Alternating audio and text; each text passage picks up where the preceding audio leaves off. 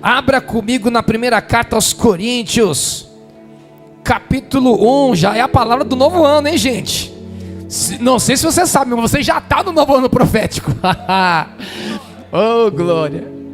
Vou explicar já já. Abra comigo primeira carta aos Coríntios, capítulo 1. Nossa igreja faz aniversário hoje. Toda virada de ano do nosso aniversário, nós comemoramos a nossa virada de ano profética. Então, aquela comemoração que você faz no ano novo, solta bombinha, solta biriba, de 31 para dia 1, nós não fazemos isso, nós fazemos hoje. E é tão interessante que no mercado financeiro, você que se formou em gestão financeira, né?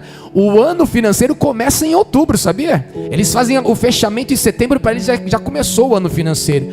As datas festivas de Israel acontecem nesse período também. Você percebeu, nesses 52 dias, aconteceu em Israel a virada de ano deles, a festa dos tabernáculos, Yom Kippur, o dia do perdão. Então tem algo acontecendo no mundo espiritual, e você precisa ficar atento.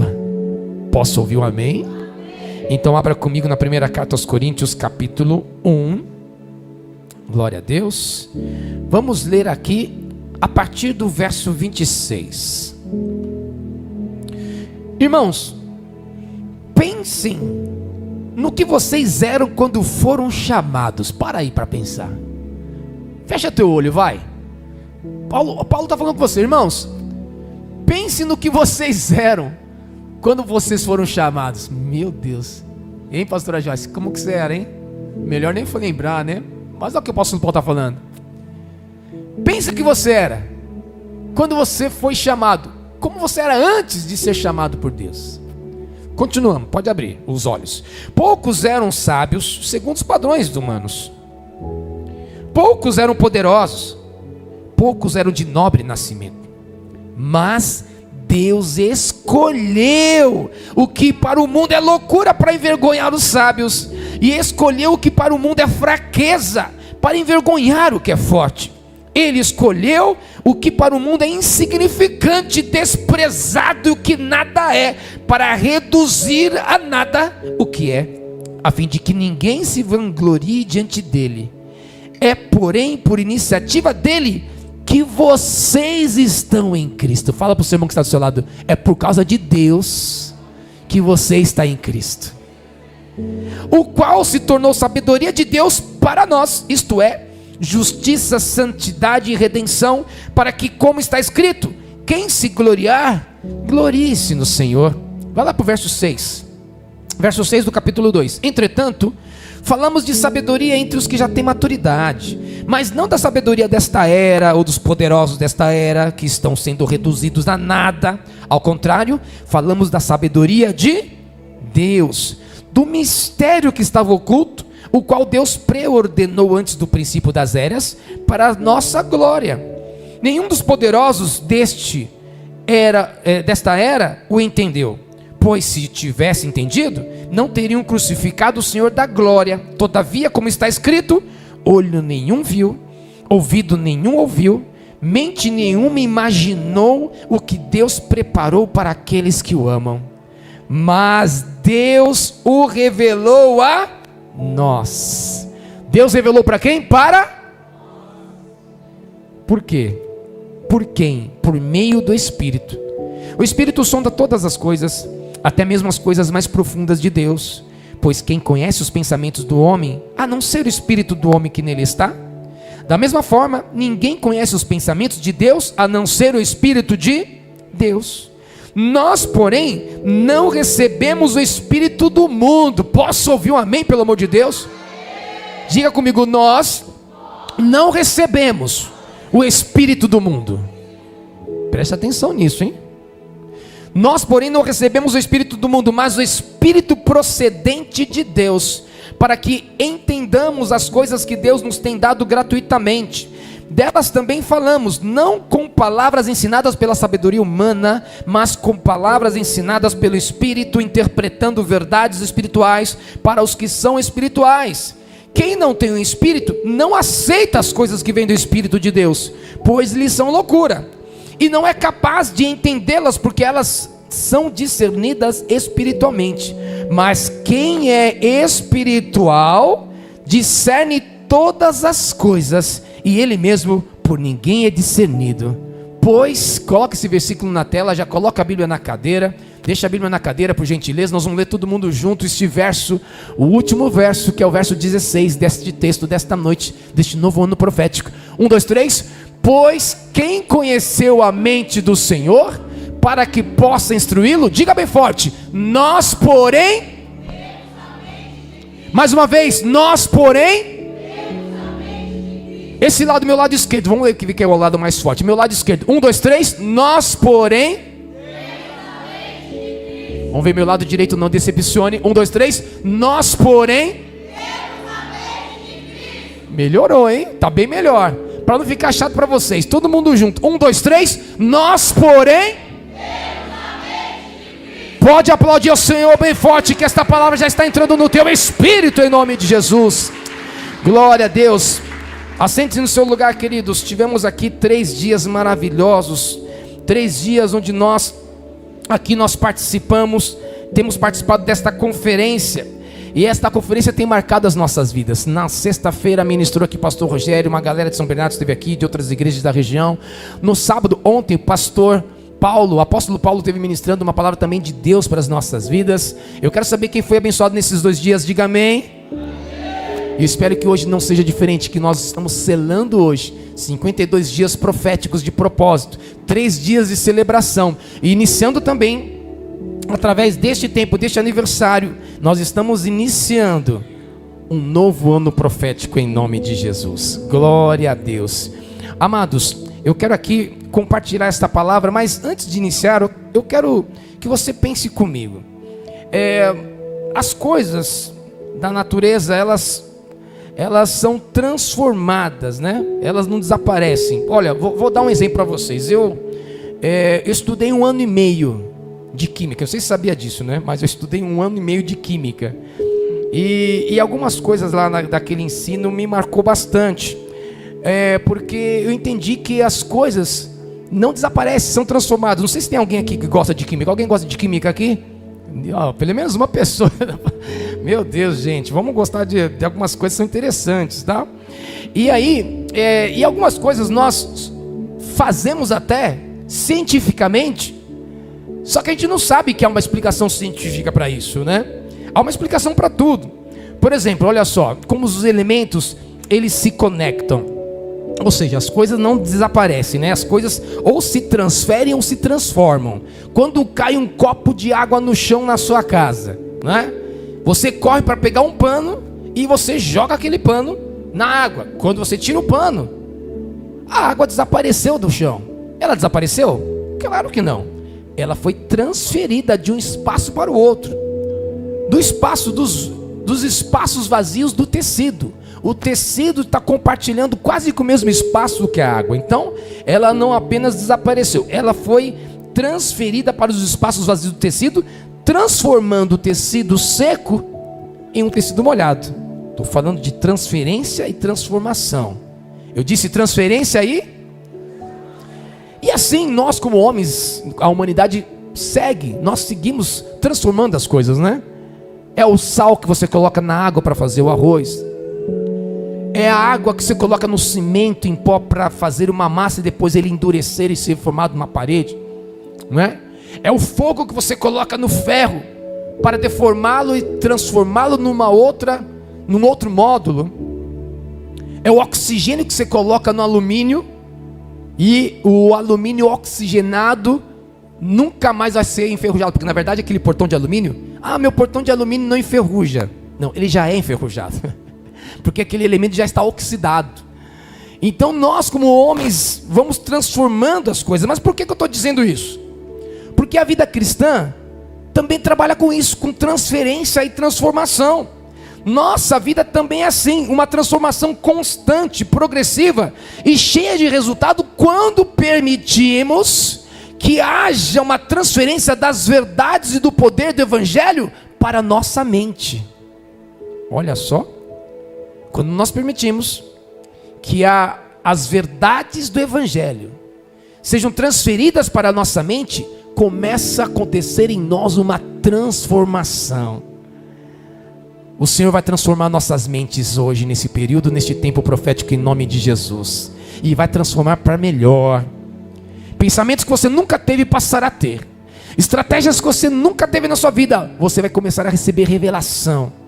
E você vai perceber como é bom ter uma mente cheia de verdades e do poder do Evangelho. E o apóstolo Paulo sabia disso.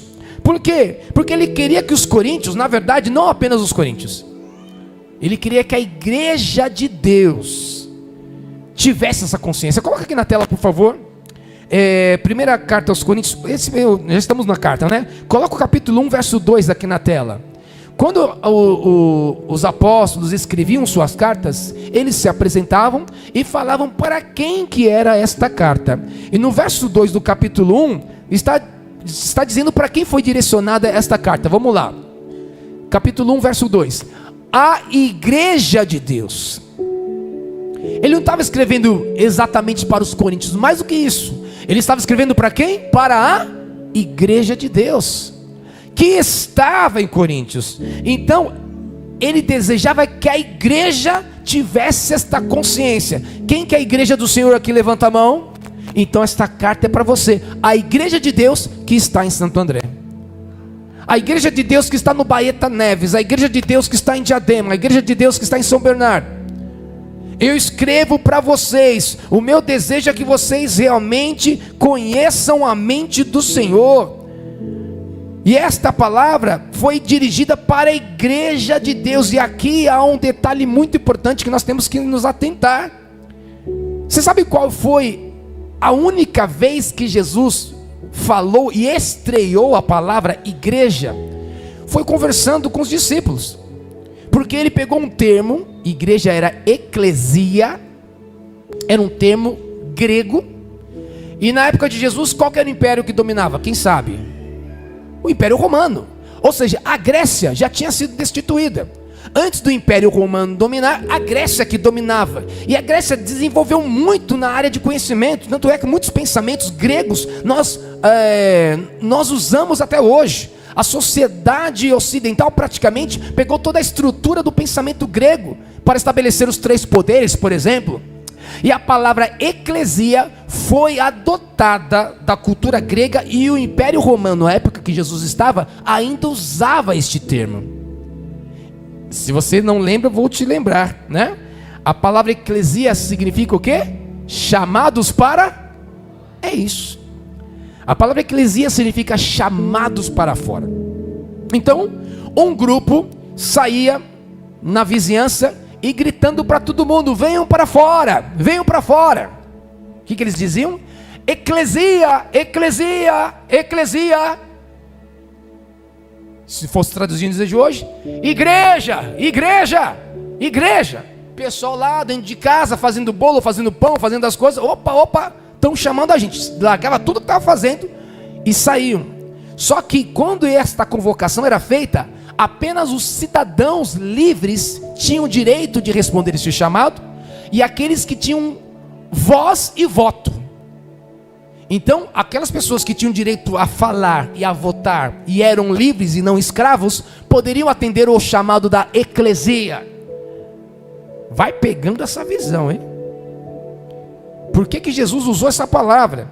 Então, uma vez que você entendeu a origem da eclesia, e as pessoas saíam e tomavam decisões ali, aquela decisão que era tomada na conferência da eclesia, do lado de fora, ali na rua, na praça, em qualquer lugar, tinha que ser transferido e consolidado, porque todo mundo da sociedade tinha que saber o que foi decidido pela eclesia.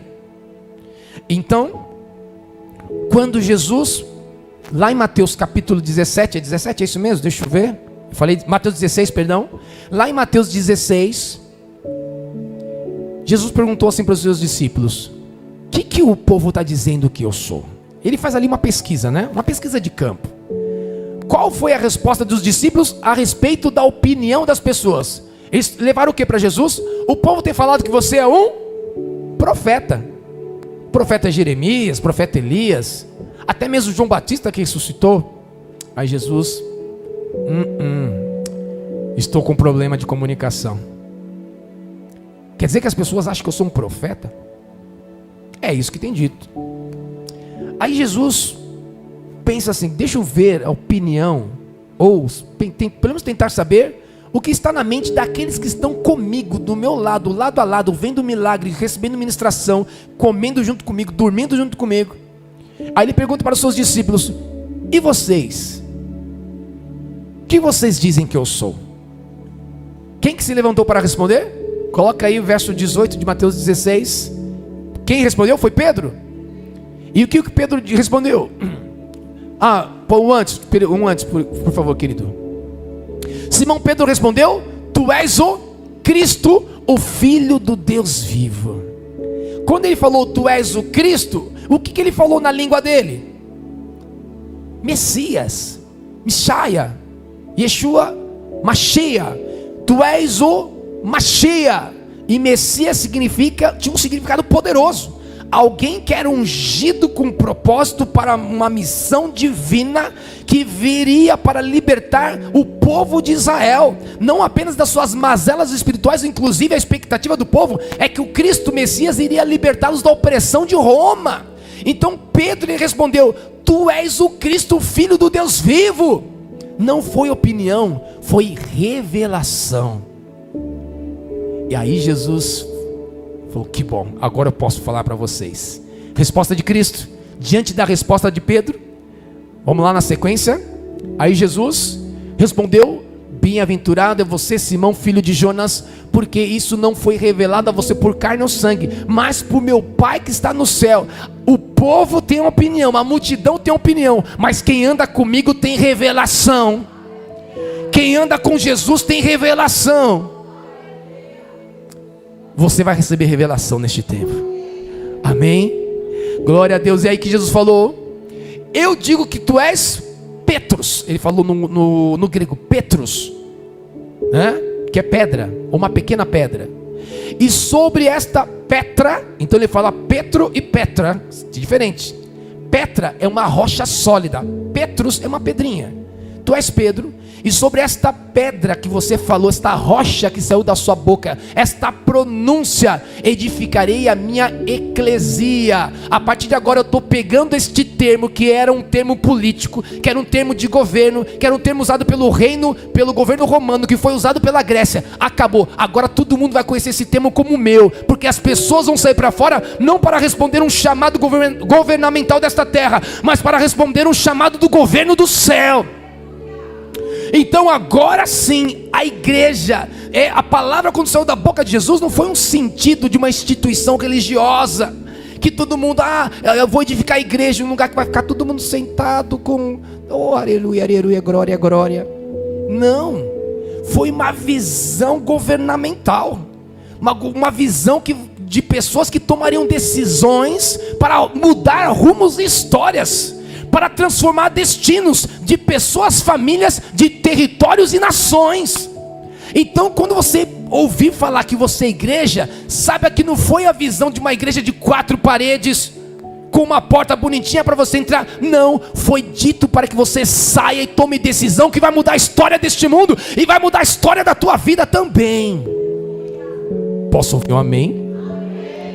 E ali falou: eu vou edificar a minha igreja, e as portas do Hades, que é o mundo onde estão os mortos, as portas do inferno, não poderão vencê-la.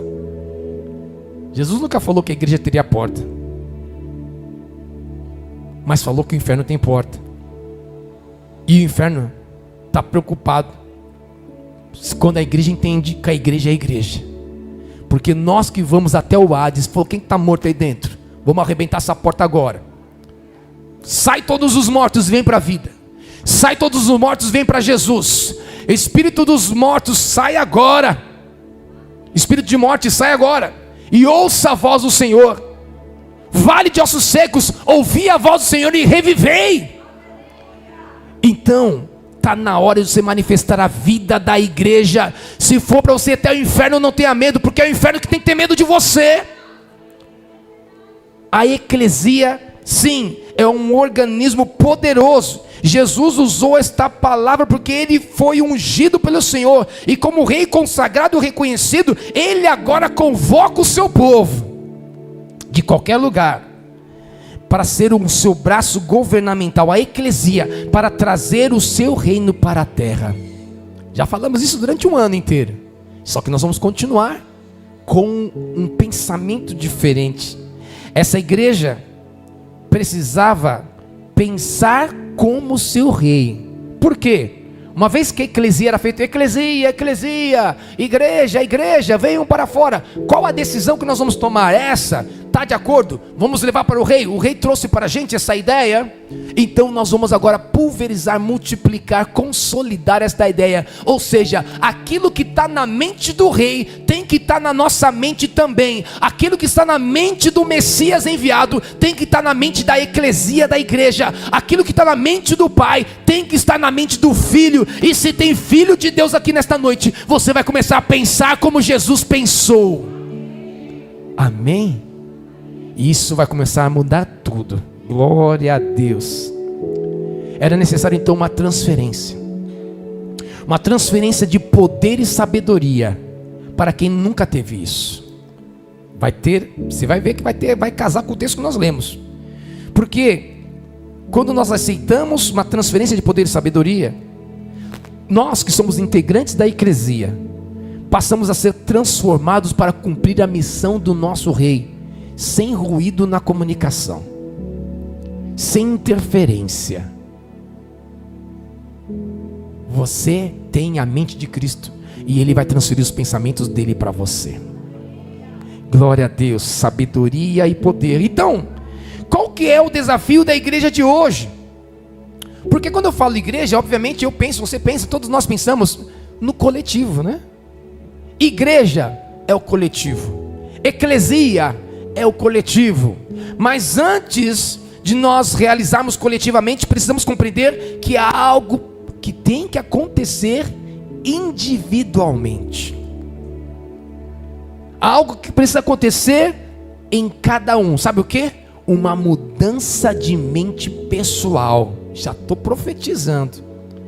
Coloca a mão na tua cabeça e diga assim: eu recebo nesta noite uma mudança na minha mente, pelo poder do Espírito, para agir como igreja nesta terra. Aleluia, glória a Deus, que bênção. Então, queridos, olha, acompanha aqui o que Deus quer fazer neste novo ano profético. Aleluia. Vamos lá para o texto então desta noite, na primeira carta aos Coríntios, capítulo 1, verso 26. Olha só o que diz. Primeira carta aos Coríntios 1, 26. Diz assim: irmãos, pensem no que vocês eram quando vocês foram chamados. Quem que era você, hein? Meu Deus, se não fosse Jesus, não sei onde que eu estaria, viu, gente? Se não fosse Jesus para entrar na história da minha vida, da minha família. Ah, pastor, mas você nasceu no meio evangelho, mas em algum momento Jesus interferiu, interceptou numa história que poderia ter sido escrita de desgraça, de derrota, de destruição, de separação, de abandono. Jesus veio para interferir. Se não fosse Jesus, como esses dias o Adonias me ligou, hoje eu estava lembrando de você, escuta essa música. Se não fosse Jesus Cristo em minha vida, é isso mesmo. Que seria do meu viver? Hoje eu tenho a salvação, tenho a paz de Deus no coração. Kadosh dos tempos antigos, nem era Kadosh, acho que era para os dois. Então pensa, quem era você quando Deus te chamou? Consegue imaginar? Vamos mudar essa pergunta. Imagina você sem Deus, sem Jesus hoje. Meu Deus do céu. Não é? Você viu o que a irmã Paula está assistindo a gente quando escreveu um testemunho dela? No finalzinho? Olha, às vezes é difícil com Deus. Imagina sem Ele. Não quer dizer que com Deus nós não teremos dificuldade, mas nós estaremos equilibrados. Estaremos no nosso melhor, na nossa melhor versão, como os coaches gostam de dizer, né? Em Cristo Jesus. Para enfrentar as dificuldades, para enfrentar as dores, para enfrentar até as doenças, situações que vêm sobre nossas vidas, que querem muitas vezes abalar o nosso casamento, que querem abalar os nossos relacionamentos, que querem abalar a nossa vida financeira. Naquela época que o presidente Collor, ele assumiu com uma grande promessa de ser o caçador dos marajás, não sei se você lembra disso. E a primeira ação econômica que ele fez foi congelar, acho que era 50 mil cruzeiros, uma coisa assim, não era isso?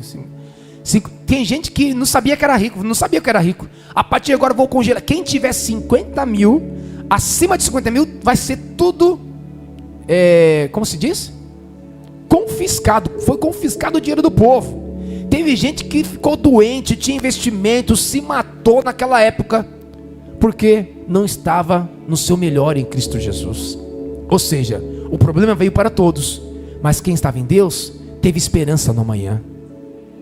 E assim nós entendemos que precisamos ter uma análise pessoal da nossa evolução em Deus. Pense em quem você era, porque neste ano profético nós vamos pensar muito, tá? Nós vamos pensar muito e vamos analisar pessoalmente a nossa evolução. Estamos evoluindo em Deus? Estamos ficando melhores como filhos de Deus? Melhores pais, melhores filhos, melhores alunos, melhores seres sociais? Estamos nos comportando melhor também nas redes sociais? Deus tem feito a diferença em nossa vida, em nossos pensamentos? E aqui no verso 26, 27 diz o seguinte: olha, irmãos, pense no que vocês eram quando foram chamados. Poucos eram sábios segundo os padrões humanos, poucos eram poderosos, poucos eram de nobre nascimento. Alguém aqui nasceu numa família bem rica, bem num trono assim, num berço de ouro? Às vezes tem gente que tem cara de rico, é que eu estou vendo aqui, você tem cara de rico. Mas que pena. Mas mesmo se tivesse nascido, não tem problema. Em Deus você se transformaria numa pessoa melhor. E aqui diz: mas Deus escolheu, verso 27, o que para o mundo é loucura. Ou seja, diz no começo do 26 que nós somos chamados, e no começo do 27 diz que nós fomos escolhidos, chamados, escolhidos. Vire para a pessoa que está do seu lado e diga assim: você foi chamado e você foi escolhido por Deus.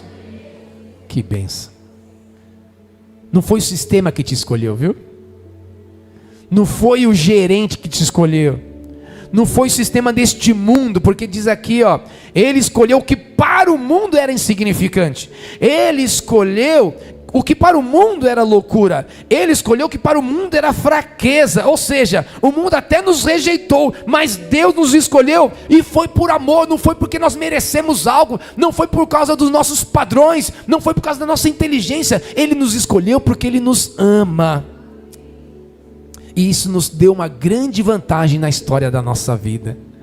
Aleluia! Você é escolhido, você é chamado pelo Senhor. E no verso 30 ainda diz: é porém por iniciativa dele que vocês estão em Cristo Jesus. Nós estamos em Cristo. Isso nos garante a vitória, e nós podemos declarar em alto e bom som que nós somos mais que vencedores em todas as coisas por aquele que nos amou. Você pode sim se tornar mais que vencedor, não apenas vencedor, mais que vencedor, é um nível superior.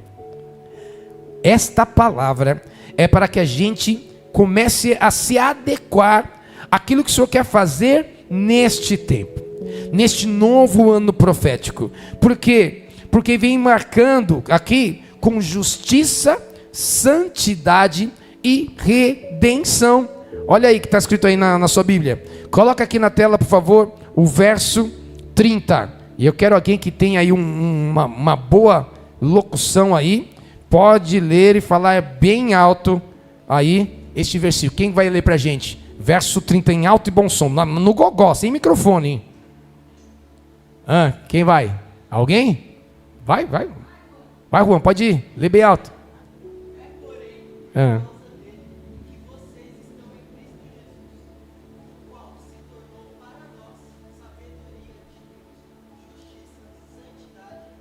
É por causa dessas três coisas que o mundo vai nos reconhecer: justiça, santidade e redenção. Justiça é quando Deus nos vê através da obra da cruz. Ele não olha para a gente pelos nossos atos, porque só tem tranqueira aqui, tá, gente?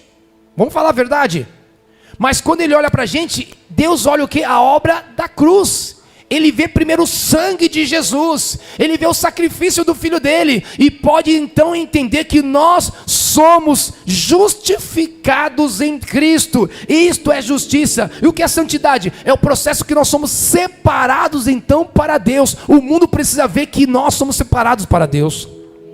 E o mundo precisa entender que nós somos redimidos, porque isso significa o resgate completo da nossa história, a libertação do domínio do pecado, de toda condenação. Não somos mais escravos, nós somos livres. Diga, nós somos livres. Acabou o tempo da escravidão. Amém? Faz assim com sua mão, ó. Quebra a algema aí, ó, com as duas mãos, assim, ó. Isso, não tem algema. Você está livre, você está livre. Só quem é livre pode aplaudir ao Senhor bem forte nesta noite. Aleluia, glória a Deus.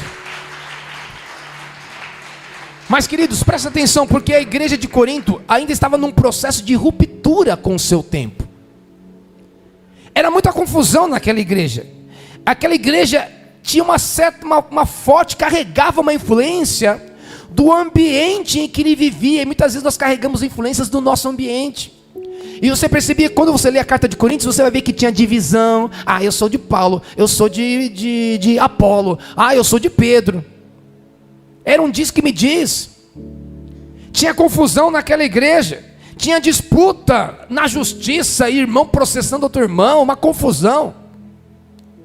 Casamentos bagunçados, imoralidade, confusões nos relacionamentos, até a ceia era bagunçada, cada um trazia o que queria, tinha gente que ficava com fome, tinha gente que não comia, tinha gente que comia muito.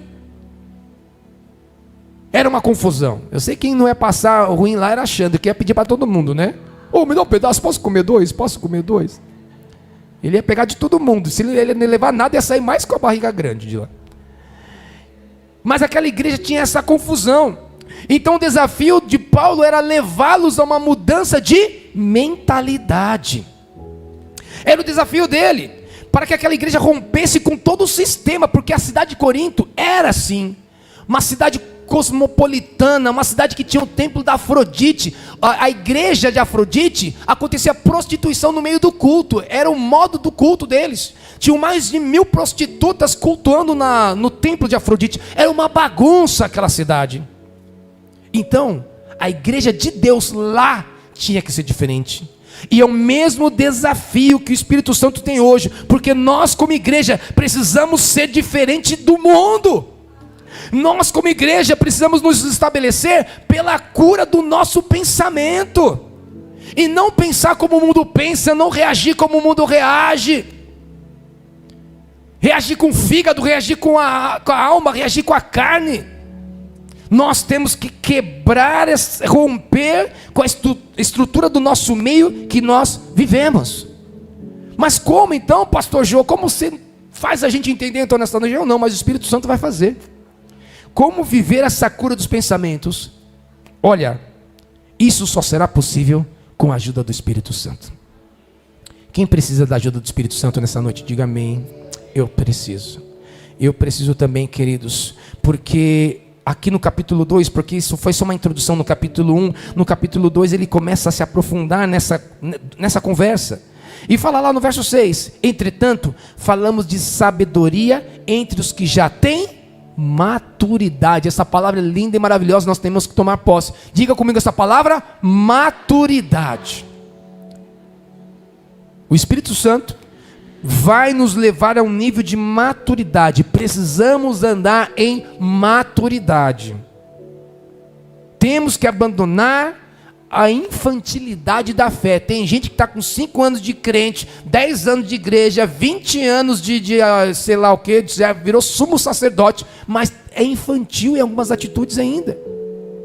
O Espírito Santo quer nos levar a um nível de maturidade. Preste atenção. E olha só o que diz no verso 7 ao 10, ó. Ao contrário, falamos da sabedoria de Deus, do mistério que estava oculto, o qual Deus preordenou antes do princípio das eras para a nossa glória.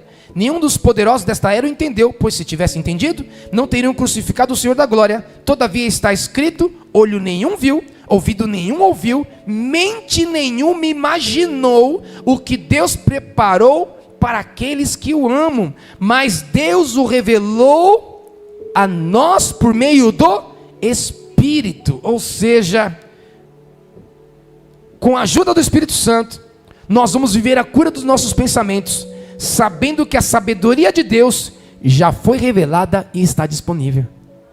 Já foi revelado, o mistério é oculto, não tem mais mistério nenhum, não é?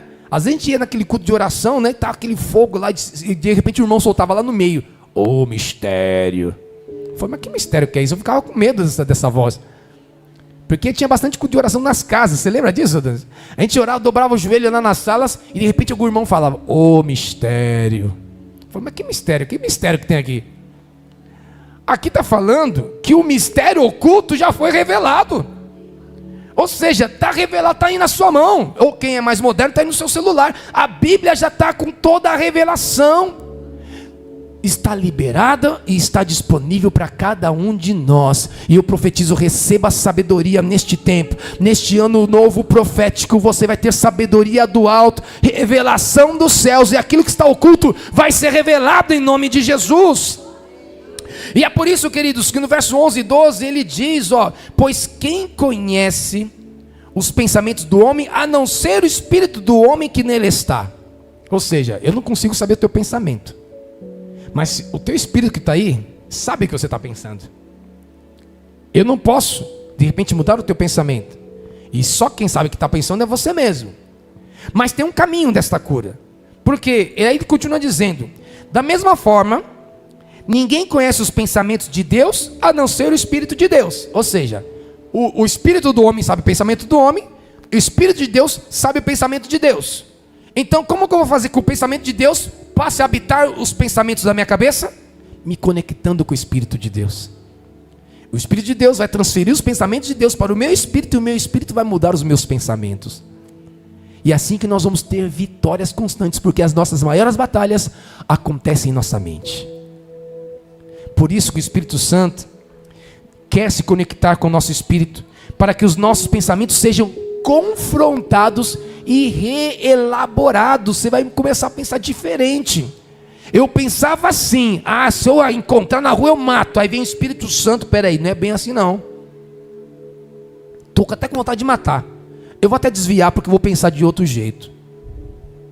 Agora em casa, se for desse jeito, eu vou chutar o pau da barraca, eu vou falar, eu vou xingar, eu vou soltar cobra, largato, barata, tudo quanto é coisa.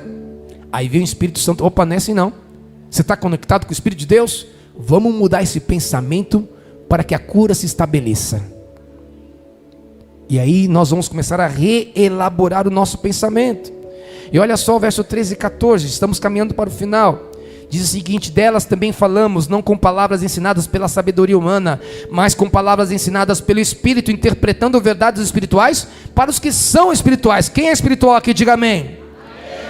Quem não tem o Espírito, não aceita as coisas que vêm do Espírito.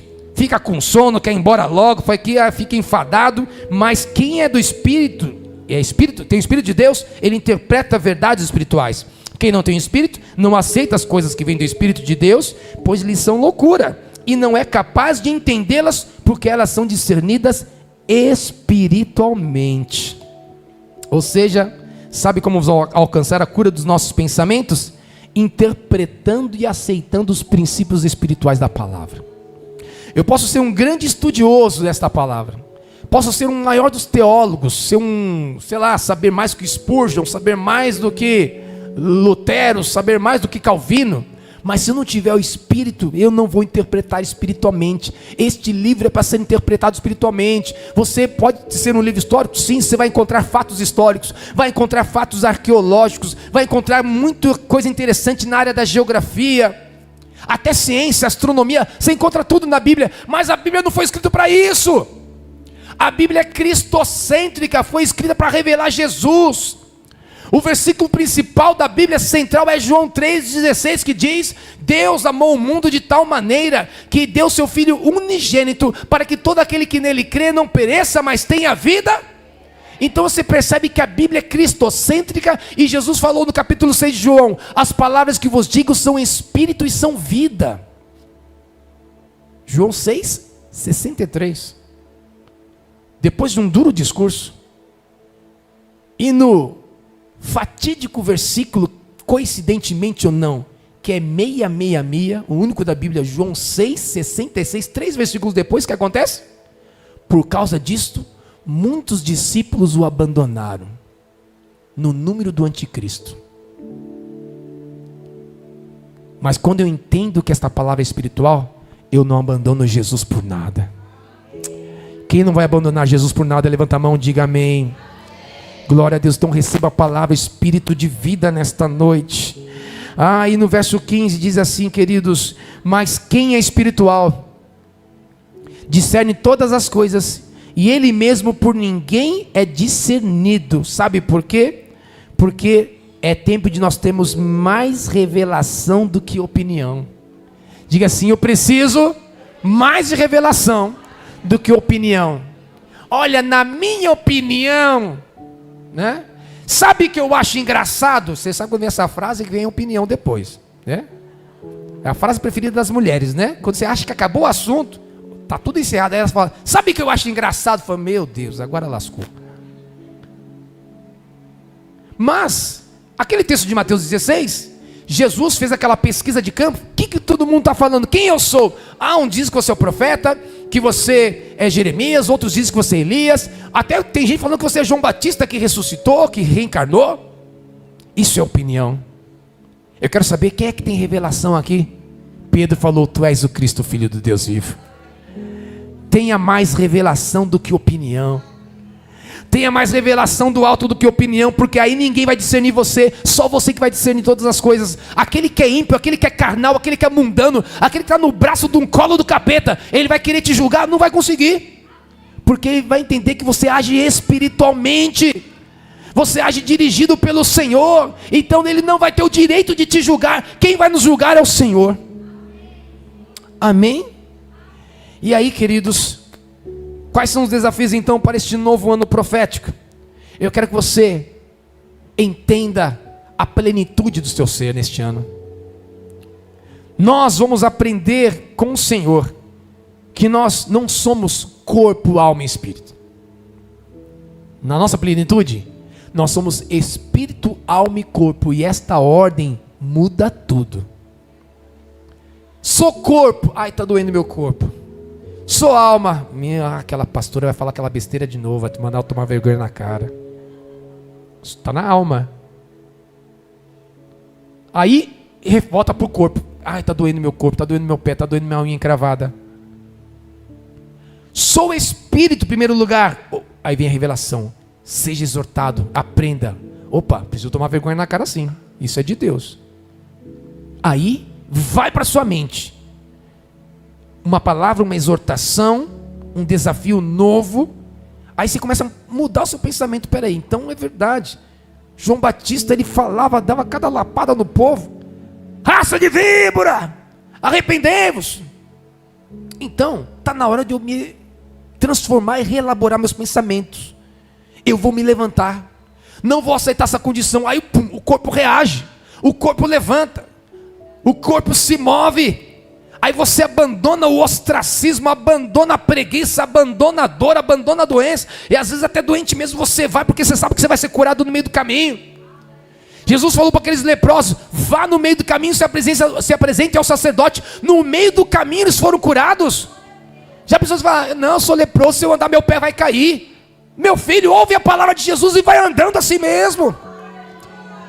Receba no Espírito, deixa a tua alma responder ao teu Espírito, e o teu corpo terá saúde em nome de Jesus. Essa ordem muda tudo. Está no corpo, o corpo está perto do bolso, né? Ixi, não tem dinheiro, não vai ter jeito de eu ir, não vou conseguir nem procurar emprego, não tem dinheiro. A alma já responde: então fica em casa dormindo. Aí o Espírito nem aparece. Mas quando está no Espírito, o justo viverá pela fé. A mente: veio do Senhor essa palavra, eu vou me levantar, alguma coisa vai acontecer. Lembra que eu falei para vocês aquele testemunho? Muito tempo atrás, minhas crianças eram pequenas, estavam passando uma situação terrível, financeiramente. Veio o oficial de justiça em casa, levou nosso carro embora, estava com contas da casa atrasado, prestes a ser tomada a nossa residência. Mas Deus começou a mover, e aí a pastora falou: e aí, o que nós vamos fazer? Eu falei: nós vamos responder com trabalho. Consegui um trabalho, uma empresa bacana. mas não tinha nem dinheiro para ir trabalhar. Cada dia era uma aventura na fé, primeiro mês, né? Até chegar aos valores do Vale Transporte. Teve um dia que eu saía, Adonias, não sabia nem como ia chegar no trabalho. Ia trabalhar no Parque São Rafael. Era o ponto de encontro dos vendedores. Falei, meu Deus, eu cheguei. Eu estava descendo aqui a escadão, fui até o ponto de ônibus, mochila nas costas. Naquela época, nós entrávamos pela parte de trás do ônibus. Hoje a gente tem pela parte da frente, né? Eu fiquei parado no ponto de ônibus, eu não tive nem coragem de levantar o braço para o ônibus. Falei, o que eu estou fazendo aqui? O ônibus parou na parte de trás. Não, entrava pela parte da frente. Parou na parte de trás e abriu a porta na minha frente. Falei, acho que vai descer alguém. Aí eu olhei, não desceu ninguém. E o ônibus parado. Eu olhei para o lado, não tinha mais ninguém no ponto. Vou subir. Pum, a porta fechou, o ônibus foi embora. Foi embora, meu Deus. Cheguei lá no terminal, baldeação, fui para a estação de Santo André. Aí ele já tinha um cartãozinho que podia fazer uma passagem para chegar até o meu destino. Ou seja, às vezes você tem que sair e o milagre vai acontecer.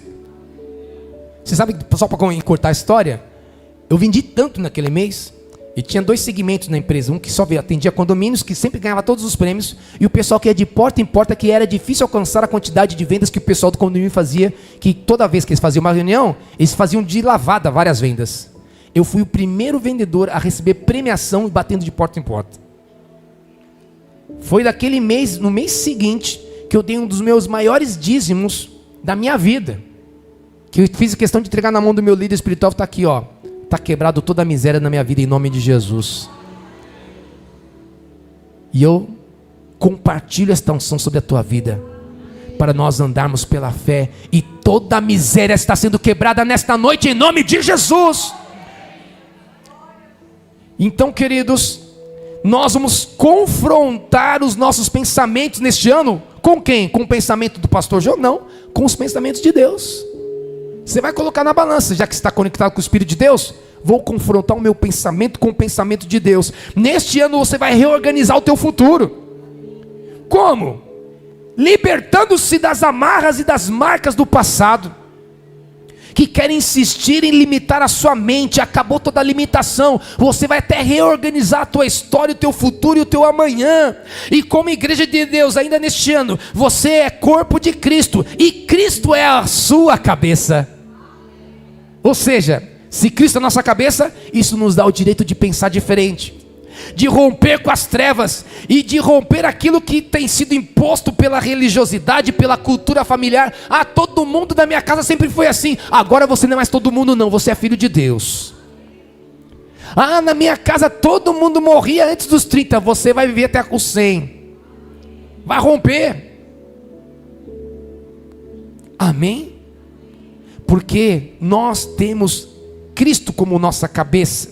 Então isso nos dá o direito de romper com toda a situação, todas as travas impostas pela religiosidade, pela cultura familiar, pelo sistema da terra, que é o mundo, né? A Bíblia chama de mundo, é o sistema deste mundo. Pelo sistema do inferno, vamos romper com tudo isso em nome de Jesus. E neste ano profético, você vai receber instruções do céu. Amém? Permita que o Espírito molde o seu modo de pensar, de agir, de decidir, de olhar, de planejar, de executar. Transforme verdades espirituais em práticas diárias. Você vai subir novos degraus por conta disso. Degraus de sabedoria e revelação. Aleluia. Começa a pisar profeticamente nesse lugar. Você está subindo degrau já, hein? Começa a subir esses degraus aí, ó. E não fale, se ele falar degraus, vai levar um tapa na orelha. Vai subir degraus, em nome de Jesus. E eu quero concluir lendo o último versículo, que é aquilo que nós falamos em alto e bom som, verso 16. Aleluia. Estou ansioso com este ano, viu? Oh, aleluia. Glória a Deus, está borbulhando fogo aqui no meu coração. Está todo mundo preparado? Vamos lá. Tem um povo de Deus aqui, está preparado? 1, 2, 3 e... Pois quem conheceu para que possa instruí-lo? Nós, porém, temos a mente de Cristo. Aleluia. Este é um ano de conhecer a mente do Senhor. Oh, glória a Deus. Não para instruí-lo, tá?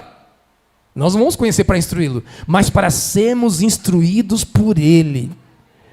Ou seja, é ano de pensar como Cristo pensou para viver como Ele viveu. É ano de nós tomarmos posse desta palavra e declarar com fé: eu tenho a mente de Cristo. Vamos dizer com fé? 1, 2, 3. Eu tenho. Está com a contagem regressiva preparada aí, jovem? Ah, você estava com vontade de fazer isso. Vamos ficar em pé em nossos lugares? Porque nós vamos declarar pela fé este novo ano profético. Vamos ter uma breve tempo de comunhão, de ceia também. Hoje é festa, virada de ano. Tem festa, tem coisa boa aí também. Falaram que tem salgadinho, guaraná, Coca-Cola. Falaram que tem tudo isso. Meu Deus do céu, é igreja ou é salão de festa? Tá querendo... Mas glória a Deus, é comunhão, é família, né? Vocês são a nossa família, tá, gente? Glória a Deus. Está preparado aí para a contagem regressiva, jovem? Então coloca, vamos fazer isso. Você queria tanto fazer ano passado, vai fazer esse ano então, em nome de Jesus. Nós estamos rompendo para um novo tempo. Já declaramos pela palavra que nós temos a mente de Cristo. E nós também temos declarado que nós vamos pensar como Ele pensou, para agir como Ele agiu. É um novo tempo. Coloca na tela essa contagem regressiva. E nós vamos contar todos, vamos lá. 9, 8, 7... 5, 4, 3, erga tuas mãos aos céus e receba comigo: bem-vindo ao ano profético da mente de Cristo. Toma posse e aplauda ao Senhor bem forte, que os nossos pensamentos serão curados. Aleluia! Vira para o seu irmão e diga assim: bem-vindo ao ano profético da mente de Cristo. Fala para quem está atrás de você, à sua frente, diga: bem-vindo ao ano profético. Fale para 5 pessoas no mínimo, para mínimo 5, ao ano profético da mente de Cristo. Glória a Deus. Coloque a mão na sua cabeça agora com os teus olhos fechados. Diga assim: eu tomo posse nesta noite de uma nova maneira de pensar. Todas as travas que me impediam de ir além, que me colocavam nas trevas, que me submetiam a humilhações humanas ou mundanas, estão sendo retiradas agora em nome de Jesus. Eu conecto o meu espírito ao Espírito de Deus, e por causa disso, a minha mente entra agora em um processo de cura. Não sei quanto tempo levará, mas eu sei que serei curado e serei transformado em um homem e uma mulher de Deus melhor neste tempo e nesta geração, até que meu corpo reflita a cura da minha mente que vem do meu espírito. Eu tomo posse nesta hora da mente de Cristo, em nome de Jesus. Aleluia. Que o amor de Deus o Pai, a graça do nosso Senhor Jesus Cristo, e as consolações eternas do Espírito Santo de Deus seja sobre a tua mente, e mude o seu modo de pensar, para que você pense como um Cristo pensou, e estabeleça através de você a história que Deus tem para escrever nesta terra e nesta geração, em nome do Pai, do Filho e do Espírito Santo de Deus. E todo o povo de Deus diga, todo o povo de Deus diga, dê um forte aplauso ao Senhor. Feliz ano profético da mente de Cristo.